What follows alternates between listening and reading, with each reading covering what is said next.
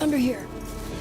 What the gameplay needs to do is immerse you in the world, give you as many interesting actions to survive in this world and overcome obstacles. And obstacles could be infected, it could be other people, it could just be the environment, it could be rushing water, anything that could happen in this post-apocalyptic world. Are you clean? Yeah.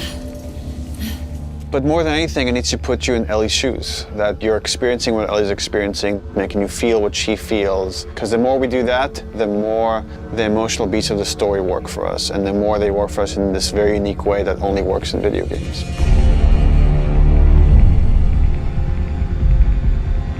The gameplay philosophy of The Last of Us Part 2 is putting you in the shoes of Ellie and everything that that means. It means giving you a threat constantly, as this world has. It means giving you the hard choices. Because this game takes place in such a hostile universe and our characters are pushed to do really difficult things, we want to put you in alignment with those choices. We want you to understand how hard certain decisions were for these characters, because they're hard for you. I would say the overarching philosophy of how we approached designing the game mechanically is how can we take things to the next level. Everything kind of comes out of the story. And how do we do it through systems? So one is you have to feel the pressure of survival. Survive by the skin of my teeth. How do I use all the scrap around me? Any kind of bullet, any kind of rag, any kind of bottle of alcohol. How do we give you that sense of being a survivor in this world?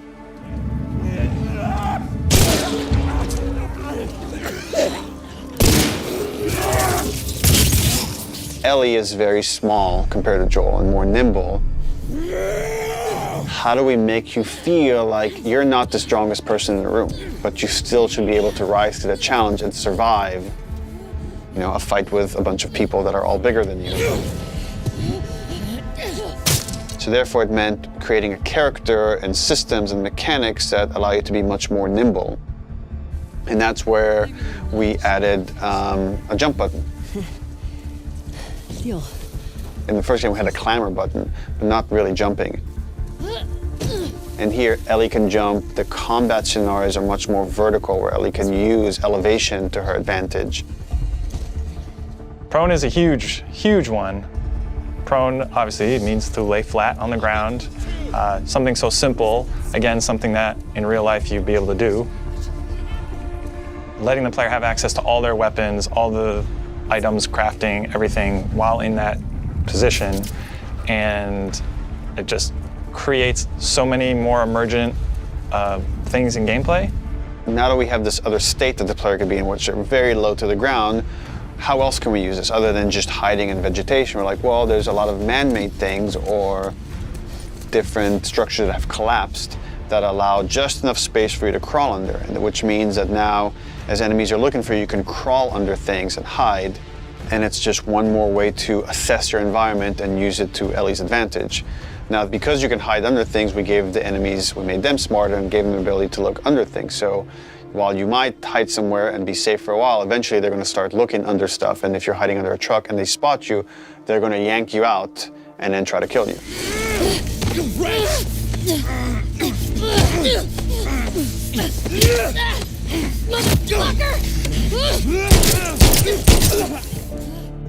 Dodging is a big one, because now with dodge, anytime you're in a scuffle, you have a chance to get away. You have a chance to counterattack. It lets escape be an option as well. Sometimes you just gotta run. And that is another part of this world, which is sometimes the threat is so overpowering that you just have to get away. When you are partially hidden, or you're in grass, that means people from afar can't see you, but people from closer can kind of see you. They will eventually acquire you. You're not completely hidden when you're in grass. She went into the grass. Watch yourself. And it makes you as a player become much more aware of your surroundings. Jump, prone, dodge, all these things feed into both exploration and combat because it lets us expand the space. The size of spaces can be bigger, the intricacy of spaces can be more complex, and it still works exactly as you would expect.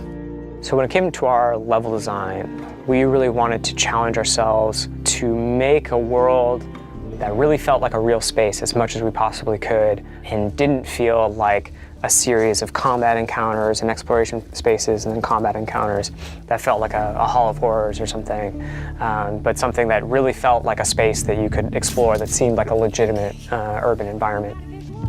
And that pushed us to make our level design even more open than it was in the first game, which for us at the time was pretty open. In this game, we've gone so far in making the level design open that there are actually entire story moments, entire combat encounters, like full scripted sequences that you may completely miss. And there are things that we feel like, even though a portion of our player base may never see these things, the fact that when you do encounter them, you feel like you discovered them, it lends them this charm and this magic that I think is unique to games, that, you know, this happened to me because of what I did and what the place I explored to.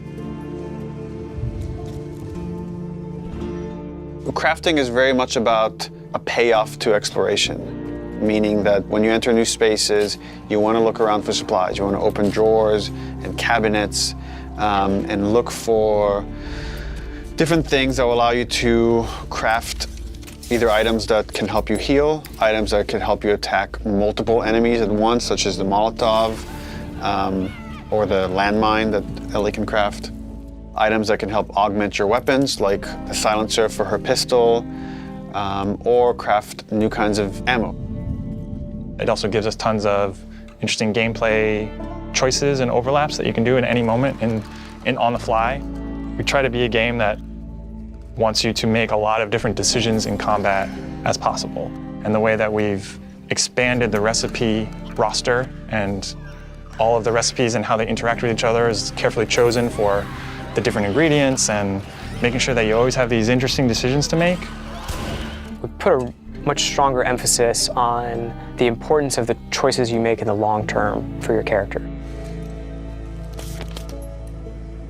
It'll be useful. Through the weapon upgrade system, through the player upgrade system, there aren't enough resources in a single playthrough to fully upgrade your character.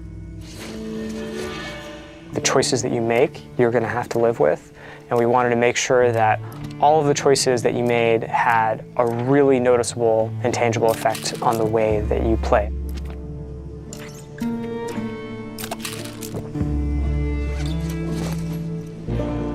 You feel a greater kinship with Ellie because you are living with decisions that you've already made. Like you are continuing this through line of her journey through this world, and the moment-to-moment gameplay is influenced by that in a way that we haven't before. The realization that your choices have these long-term consequences is very much like the nature of the narrative of the game. And I'm happy that the mechanics are supporting that. So one of the things that makes Naughty Dog special is our insane attention to detail.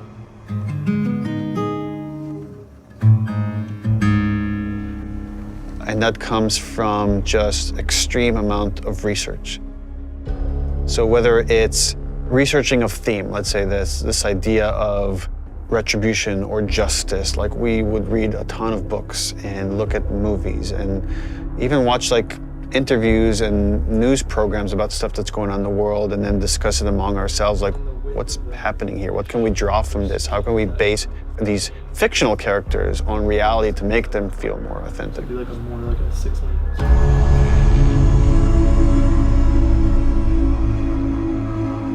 Our hope with this game is to create the most authentic characters that you've seen in a game. Not just Ellie, not just Joel, but that every character you see is dimensional. Obviously, in telling a character-driven story, you have to create characters. And it starts with a story concept that then can develop into level ideas and more specific narrative beats. Once we kind of have a good understanding of the narrative that we're after, we could start writing scripts. And that's really the first time the characters come to life and they're speaking, even though it's just words on the page. Now they're becoming more specific. And the next step after that is to either bring in the existing cast from the first game, such as Ashley Johnson, who played Ellie, and Troy Baker, who played Joel, or casting new characters.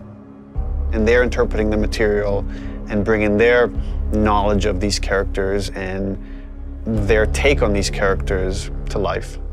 I think authenticity from every department has been kind of a goal or a focus, whether or not that's in the animations and how we're mocapping, or in the effects and how we're simulating, the different elements to get the effect look that we want in game. We wanted it to be as realistic as possible, as believable as possible, so that as you're playing, you can hopefully get fully invested in it and fully immersed. And we didn't want to have a character moment where it's unbelievable, both from a narrative and visual standpoint.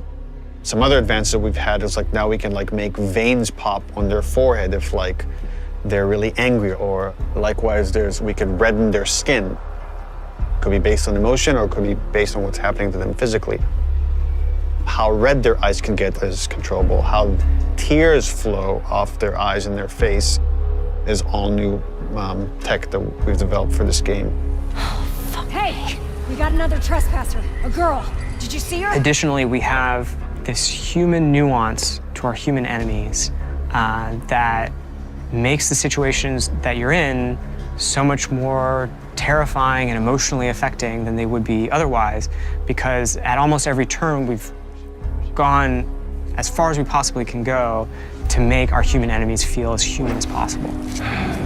I got something. Infected? Let's get in there. You can hear the enemies calling out, looking for you, and giving you slight little gameplay hints as to what they're gonna do, and so you can try to plan around it. What is it? Someone took him out! We got something.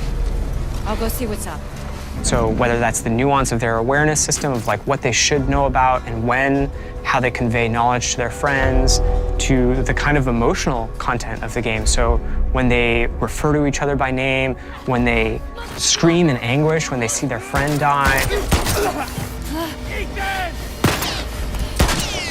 when they scream in anger as they're kind of trying to hunt you down or attack you. They feel real, and it makes the situation that you're in feel real in a way that you haven't seen before and you might not be ready for. There was a ton of research that was done into foliage and different kind of foliage that exists in different parts of the country to make those areas feel authentic, studying local architecture of wherever we are and making sure that feels authentic. We took 3 trips up to Seattle. We actually got photo scan data of natural elements in the forests and went through and walked the path of Ellie through Seattle to actually get as much reference that we could. And that was anything from going, inside buildings and taking pictures of signs on the wall to various bus stops and awnings around the world. We're trying to find those kind of iconic details and bring them into the environment that once we get it into the final game, it's it all comes together to hopefully make something as believable as we can. Hopefully with all these things combined, it gives you the feeling that you're playing a Naughty Dog game. This is what we go for. I feel like these are all real people. I feel like this is a real place. I feel like this was a real situation that I was in, and then I handled it in a way that makes sense if this was real life. The world of The Last of Us is dangerous. Unless you're living in a protected area, there's something lethal around every corner. Once you venture out of your home, you're in danger. And where we're taking the story and where we're taking Ellie is each step of the way, she's putting herself in more and more danger to bring these people to justice. I would say that the world, in every sense of the word, is bigger than Last of Us Part 1. Both in scale and the amount of physical space that exists for you to explore, for you to encounter other people. Yeah, this route has its perks. Our hope is to make every corner a challenge, make every decision hard for Ellie. And so we do that not just in the gameplay you experience, but also in the level design. So part of that is making certain experiences really hostile, be it through weather or through rivers or craggy cliffs or slick snow. But we also use it in terms of how blind the player is. Like, what can they see? How safe do you feel? Can you see a threat coming around the corner? You never know if the bullets in your gun are gonna be enough. You never know if you can stop and bandage your arm. You can never fully breathe. And we want you to be in alignment with Ellie, who can never fully breathe when she experiences this trauma. For Jackson specifically, we wanted to make it feel like a very close-knit kind of community that's focused on family, focused on sustainable ways of living. I obviously have the hydroelectric dam generator that's powering the town, so we have, you know, electricity in Jackson, which is not something that maybe players would expect to see in the world. But given that we're further in time, we wanted to show that there are certain people dedicated in the world to rebuilding a life that doesn't revolve around killing people and scavenging. As you walk around the town, you can hear kids laughing. You could see people going into restaurants and eating, and it's a very kind of tranquil town. Now, we know there's all these horrible things happening outside the walls, but they've been able to protect the innocence of this town. Jackson, in many ways, represents what is at stake for our characters, a life of peace and relative comfort, a life where you can fall in love, a place where children can play and it's okay. And I think, you know, when we were looking at building out Jackson, it's like, okay, how many of those moments can we represent? What's awesome about the world of The Last of Us is it shows just how precious the things that we take for granted in our everyday lives, how precious those things really are.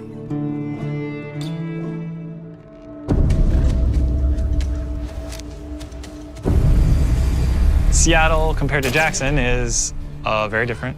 It's more of a war zone, I would say. Part of the interesting thing with Seattle or the Pacific Northwest is that there's all this rain and all this foliage and wildlife, and it's this very lush area that if someone were to settle down, it'd be a pretty good place to settle down, just as far as the kind of fruit you can scavenge, the animals you can hunt. And then because it is so lush, because it is so teeming with resources, is why there are multiple factions trying to fight over those resources. One faction you run into in Seattle is the Washington Liberation Front. When the outbreak happened, the military took some pretty drastic actions and quarantined parts of the country. And this was their way of protecting the population that has survived this horrendous outbreak. And because of that, it led to rise of these resistance groups. And in the first game, we saw the Fireflies. And we heard about other groups, and in this game, we get to see, here's another group that rose called the Washington Liberation Front that was able to defeat the army and thereby take over a lot of their equipment. And they're this very militaristic faction.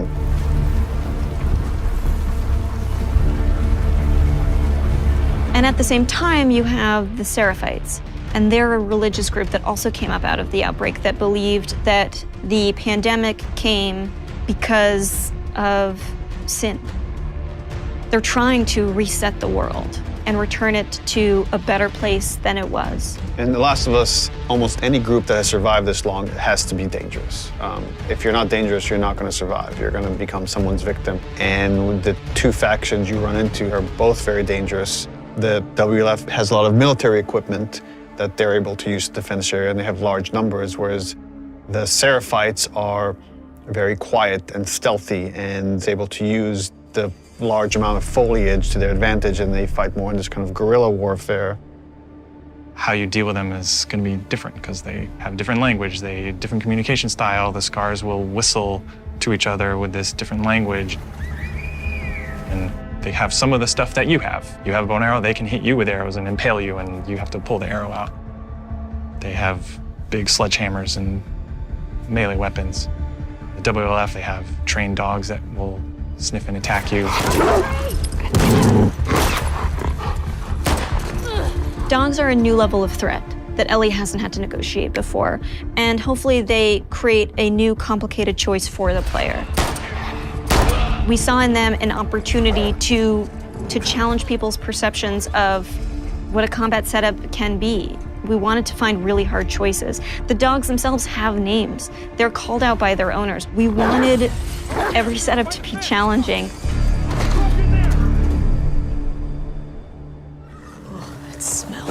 Looks like infected did this. How many do you think it would take to bring down a moose? Infected are still a threat in this world. We wanted to take first our basic classes that we had in the first game and say, okay, what's different about them now? So we'll have scenarios where way more runners, like we can have hordes sometimes of runners coming after you, and it might be about just escaping because the odds are just overwhelming. You know, this thing just keeps mutating. There's certain evolutions of infected that you haven't seen before, certain new classes. There's the shamblers, which kind of have these exploding acid clouds when you get near them. You're running down a hallway and you have to suddenly make a decision like, oh, do I want to take the damage and go through this cloud or find some other route or go back the way I came? And it kind of forces you to, on the fly, kind of make new decisions about how you're going to deal with the threat behind you or potentially in front of you. So again, it's about how do we make fighting against infected intelligent. So when you come on a space, you're listening to audio cues because different classes will make different sounds. If you just go in guns blazing and throw caution in the wind, you could easily get overwhelmed and regret that strategy. That level of uncertainty and instability is something our characters have to carry with them every day as they go out into the world to protect the people they love most. And that threat is banging on their door every day. I really hope you make it.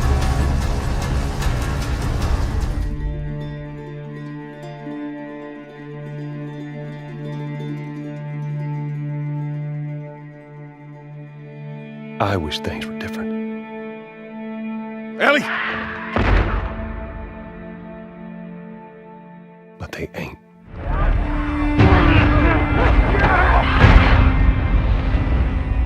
Please stop!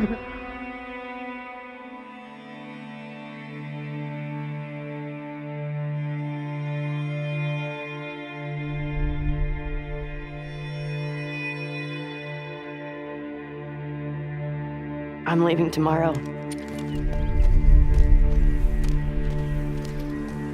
do this smart, we'd be leaving Jackson vulnerable.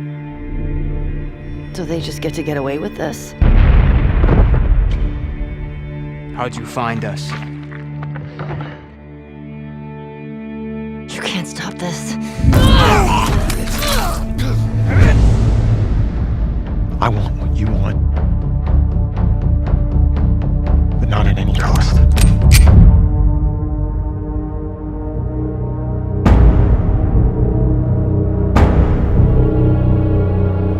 I really hope you make it.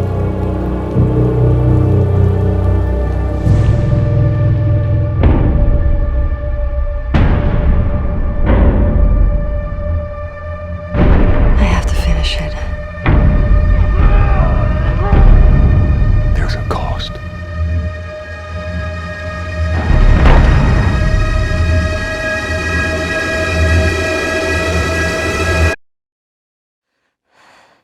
We could have killed you. Maybe you should have.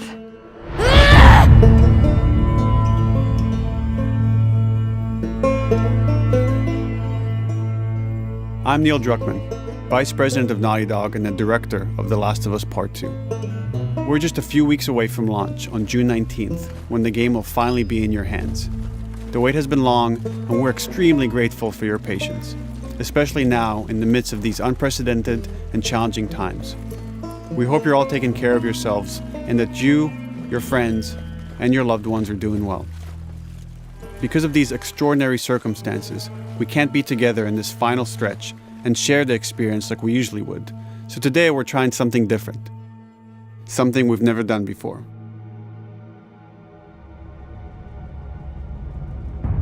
Over the next 20 minutes or so, we're going to give you an in-depth look into what awaits you in The Last of Us Part 2, including new details about the gameplay experience and story. And to cap it all off, we'll be showing a never-before-seen, lengthy gameplay sequence. You'll definitely want to stick around for that.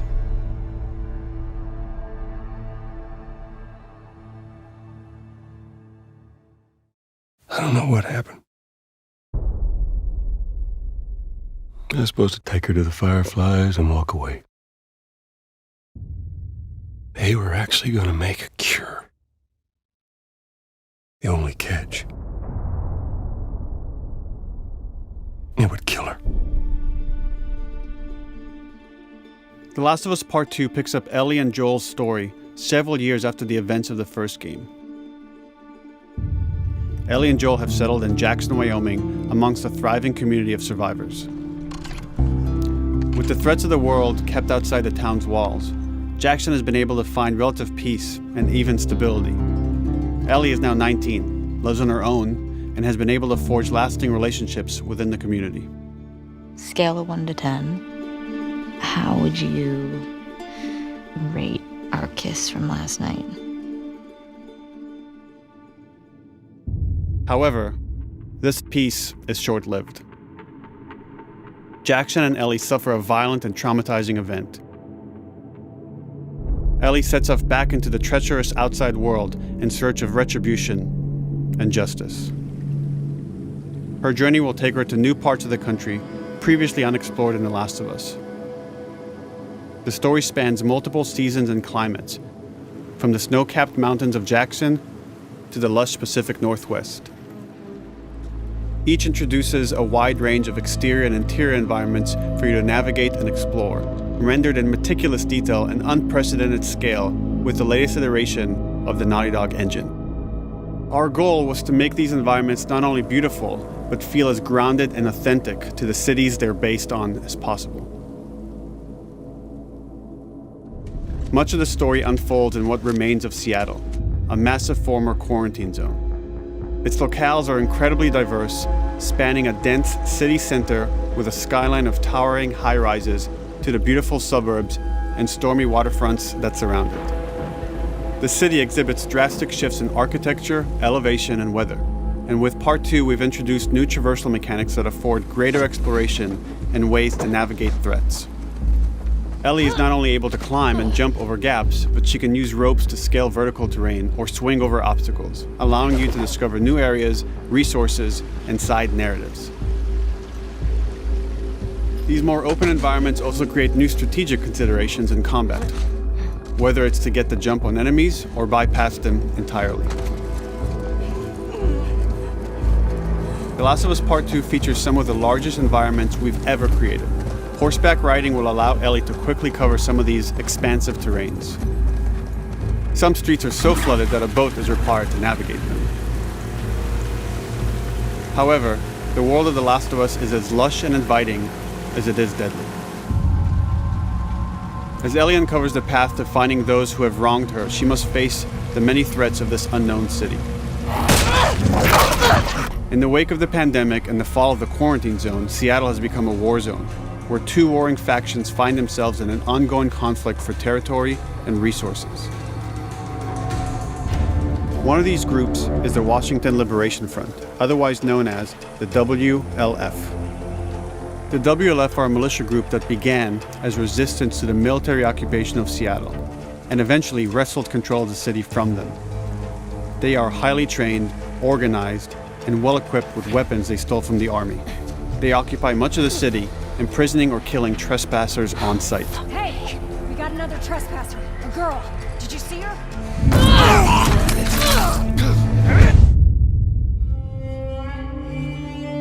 On the other side of this bloody conflict is a group of religious zealots called the Seraphites, or Scars, defined by the self-inflicted deep cuts that they bear across their faces.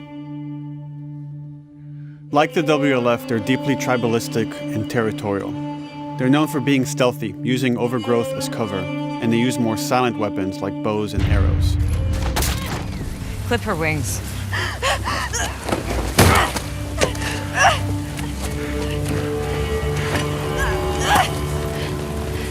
But beyond this conflict among survivors, the threat that originally brought the world to its knees is very much present. Every human is in danger of falling victim to the infected. There are the recently infected runners, who are more numerous and aggressive in this game. The blind but extremely deadly clickers, and the stalkers, who sneak and hide until they're ready to attack, surprising their victims with extreme agility and brutal violence. The Last of Us Part 2 introduces new stages of infected, such as the Shamblers. Large, heavily armored enemies that are covered in pustule. Upon getting close to you, they expel a corrosive spore cloud that burns its victims. But our most terrifying and lethal new forms of infected will have to wait until you play the game for yourselves.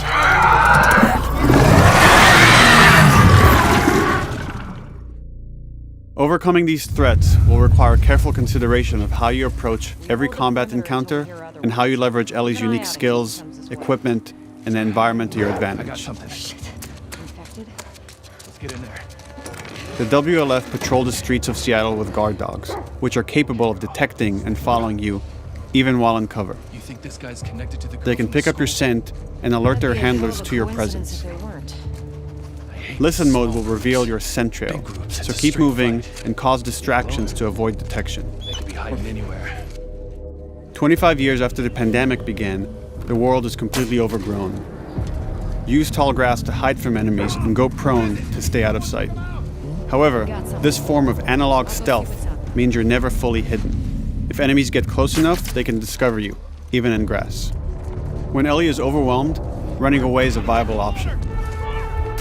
You can also break glass or crawl through tight spaces to find new paths or areas to evade or take on your enemies. In any given combat situation, you can flee an encounter and re-establish stealth to regain the advantage. If you absolutely have to fight your way out, there are a variety of tools at your disposal. Ellie's more agile than most of her enemies. She can sprint and quickly dodge incoming attacks. Learning how opponents attack with different weapons and mastering the timing of your dodges will prevent you from taking damage and create opportunities to counterattack. You can use throwable items or well-placed shots to stun enemies before dealing a killing blow. Or using them as a shield to protect yourself or buy some time to figure out your next move.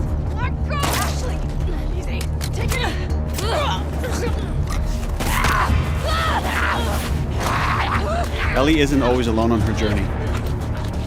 Allies will take part in helping you navigate the environments, spot enemies, and meaningfully help you in combat encounters. Back off!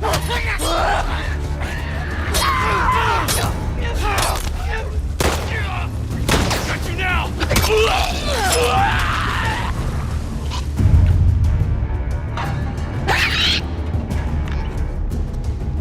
Between the human survivors and the roaming infected, there will be times where multiple threats are present, creating new strategic considerations and opportunities. You can choose whether to attack these opponents separately and directly, or find ways to pit them against each other.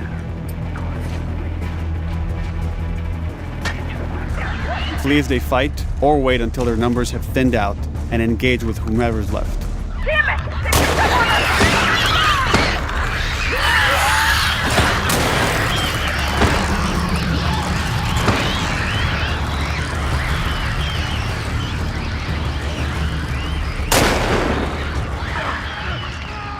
Our goal is to create unparalleled tension, coupled with deep systems that give you greater control and influence over your journey. As you play, you'll be able to invest in a broad collection of crafting items, weapon, and player upgrades through training manuals scattered throughout the environment and scavenging for ingredients. These skills and upgrade manuals cater to a variety of playstyles, and the choices you make will create your own distinct experience. We also wanted to extend that agency and personalization to your weapons through our new workbench system. Scavenge for parts to modify and improve your weapon's performance and attributes, all of which are visualized and become part of your character.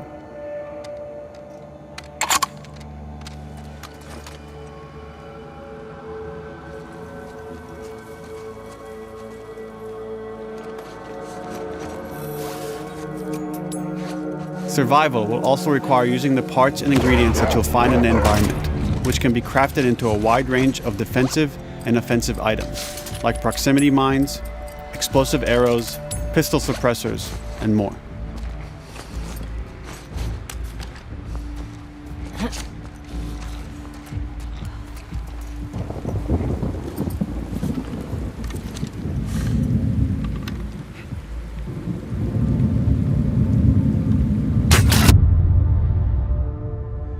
All of these gameplay systems are meant to immerse you in the world and make you feel in lockstep with Ellie's emotional journey.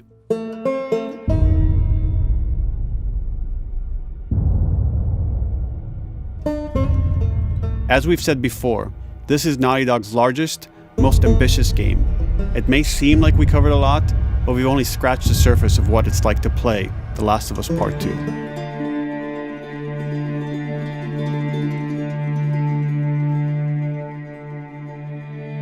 I wish things were different. Ellie! But they ain't.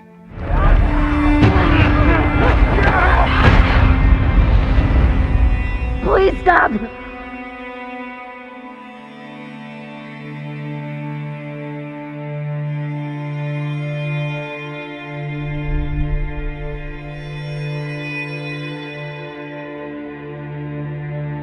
I'm leaving tomorrow. To do this smart, we'd be leaving Jackson vulnerable. So they just get to get away with this? How'd you find us? You can't stop this. I want what you want. But not at any cost.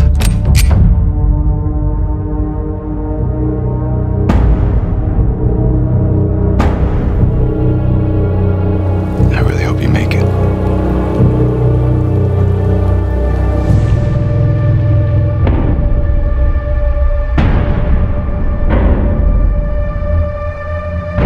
I have to finish it. There's a cost.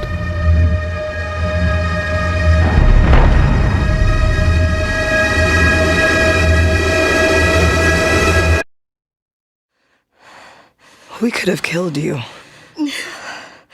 Maybe you should have.